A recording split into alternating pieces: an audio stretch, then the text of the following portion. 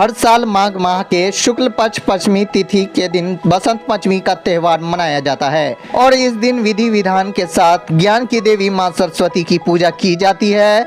हिंदू पंच के अनुसार इस साल पंचमी का त्योहार 26 जनवरी 2023 यानी आज से 2 दिन पूर्व को मनाया गया था।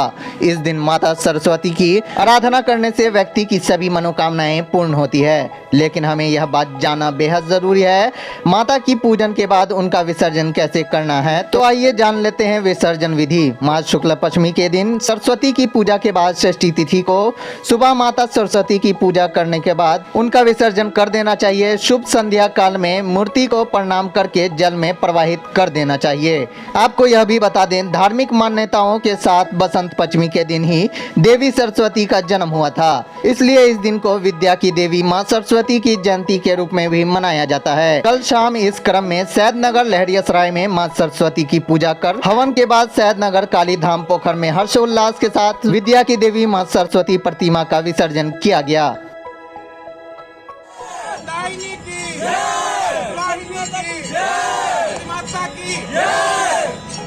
आज यह सरस्वती पूजा का दूसरा दिन था, जिसको विसर्जन का दिन कहा जाता है। तो आप लोगों को कैसा लग रहा है आज विसर्जन करने के बाद? जैसे कल आप लोग मनाते हर्षोल्लास के साथ मनाते और दूसरे दिन विसर्जन करते हैं, तो किस तरह से आप लोग को महसूस हो रहा है आज?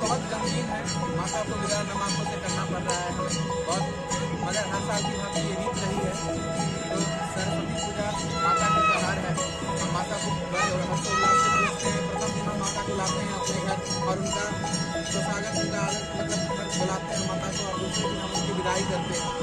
माता से माता को विदाई भी है। और आगे अब सभी किनके तरफ से आप लोग आयोजन करते हैं? किसी समिति के तरफ से या ये पाठक परिवार कहाँ किस जगह से?